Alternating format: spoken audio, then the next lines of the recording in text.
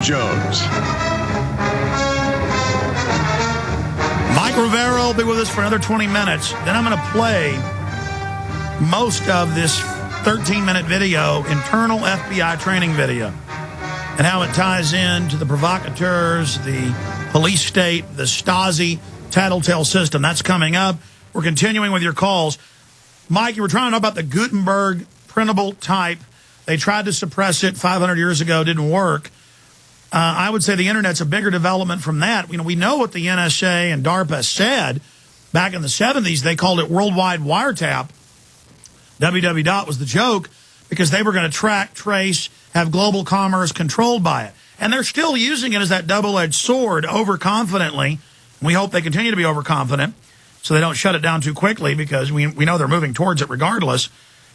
But now they're starting to lose their arrogance, which means they're more on their game. That's dangerous. I like the arrogance. I like the imperial hubris. But you can speak to that.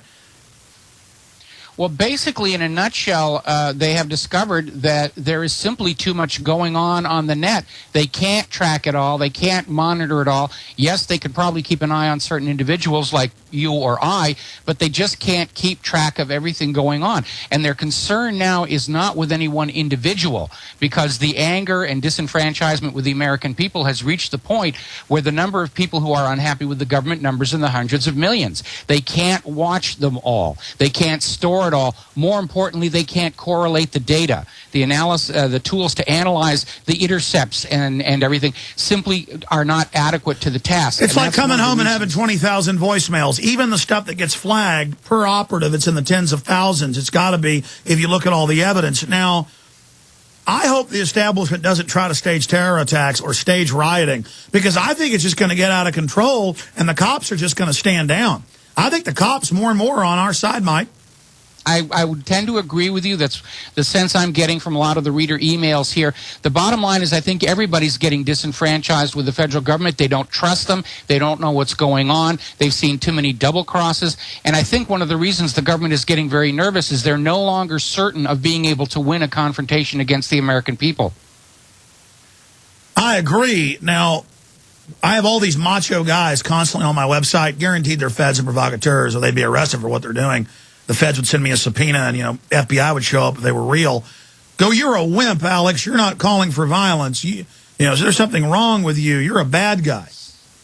And you get that too. And these are total tough guy feds, or they're idiots being handled by the feds. And I'm not buying into their crap. I mean, here's the Denver Post with Democratic Party workers attacking their own facility to blame it on enemies of Obamacare. This is false flag terror. And I've got a whole stack here of mainstream news about all the neo-Nazis. Every group are feds. Southern Poverty Law Center running Elohim City and the white supremacists. Hal Turner, the top Nazi, a fed. I mean, you're just all feds. And we're going to expose you. The government has to create the enemies that it uses to scare us into obedience. If there were no enemies, after the Soviet Union fell is really when trust and blind faith in the American government began to erode, because we were expecting a peace dividend. And no, we couldn't have a peace dividend. We've got to have more war, a war on poverty or a war on terror or a war on global warming or whatever.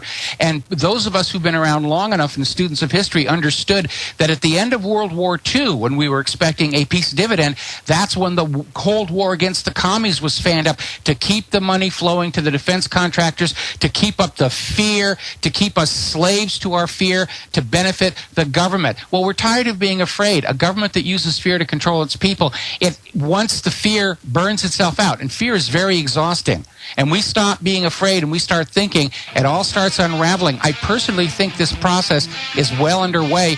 I don't think it can be diverted. I don't think it can be stopped. I think the future of the U.S. government is definitely very limited. It's just a question of when.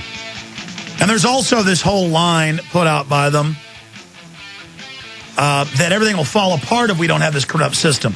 No, this is a parasitic system that's waging war against reality, against the free market, against Main Street. Stay with us. Your call straight ahead.